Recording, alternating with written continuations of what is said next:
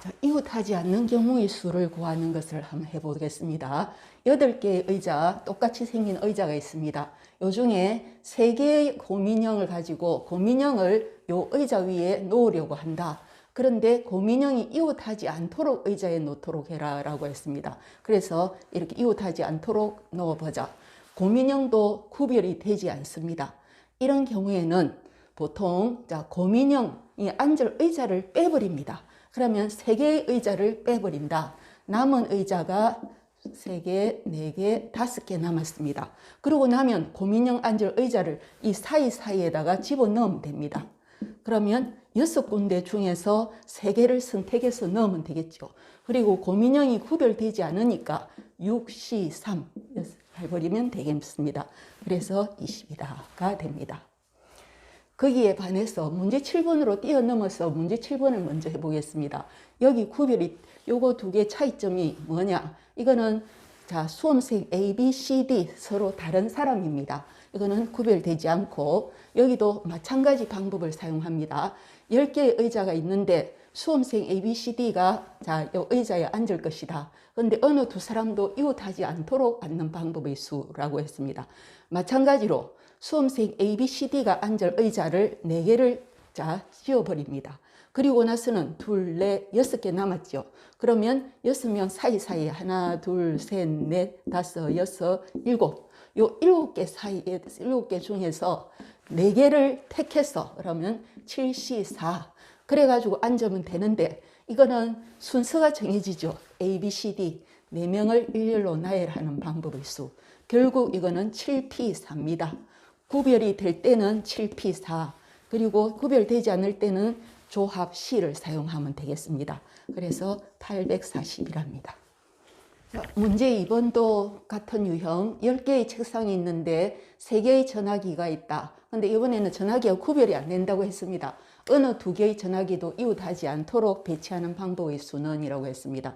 그러면 3개의 전화기를 둘 책상을 없애버리고 그러면 이거 2, 4, 6, 7개 책상이 남았지요. 2, 3, 4, 5, 6, 7 하고는 요 사이사이에다가 전화기를 둘 책상을 놓으면 되겠죠. 그러면 2, 4, 6, 8 그래서 전화기 구별이 안 되니까 83 해서 나오겠습니다. 자, 문제 3번도 같은 유형입니다. 주차칸이 10칸이 있습니다.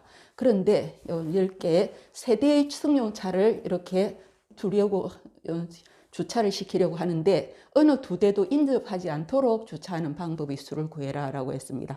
그러면 이것도 세대의 승용차 자리 3개를 이거는 지워버립니다. 이것을 없앤다. 그러면 칸이 7칸 남았죠. 그러면 이 사이사이에 그 주차칸을 집어넣는다. 주차할 칸을 집어넣으면 되겠죠.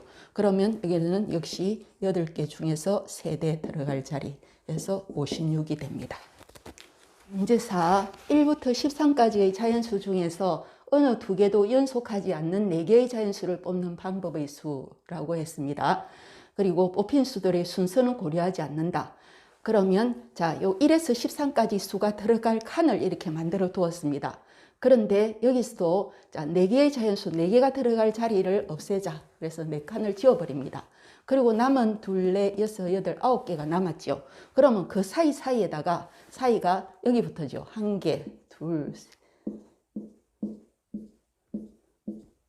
2, 10칸입니다. 10칸 중에 4칸을 택해서 집어넣으면 됩니다. 이거는 뽑힌 수들의 순서는 고려하지 않기 때문에 이거는 10C4가 돼서 210이다가 됩니다. 그런데 이렇게 해도 될까? 의심스러운 학생을 위해서 한번 해본다면, 실제로 해본다면, 요 10개 중에서 나는 여기를 택했고, 그리고 여기를 택했고, 여기를 택했고, 여기를 택했다고 칩시다. 그렇다면 이거는 이웃하지 않는 자연수 어떤 수가 되느냐 하면은 맨 앞이니까 이거는 1이 들어갑니다. 1, 2, 3, 4, 5, 6, 7, 8, 9, 10, 11, 12, 13. 그래서 1, 4, 9, 11이라는 연속하지 않는 4개의 자연수가 들어갈 수 있도록 만들어지는 것입니다. 자, 문제 5번은 극장의 8개의 좌석에 갑을병이 왼쪽부터 순서대로 앉으려고 한다. 갑과 을 사이에는 한 개 이상의 좌석이 비어있고 을과 병 사이에는 두 개 이상의 좌석이 비어있다. 또록 앉는 방법의 수를 구해라 라고 했습니다.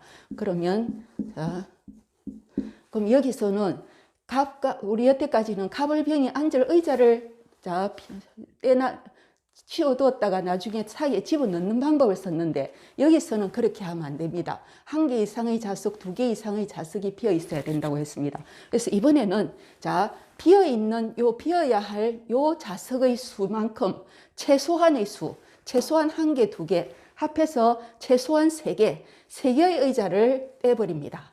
자, 없애버리고 그러면 5개가 됐죠. 5개. 자, 요 5개 의자에 이제 사람을 먼저 앉힙니다. 그러면 5명 갑을병이 순서대로 앉는댔죠. 그래서 이건 순서대로 앉는다. 순서가 미리 정해졌기 때문에 5P3을 하면 안 되고 이게는 5C3입니다.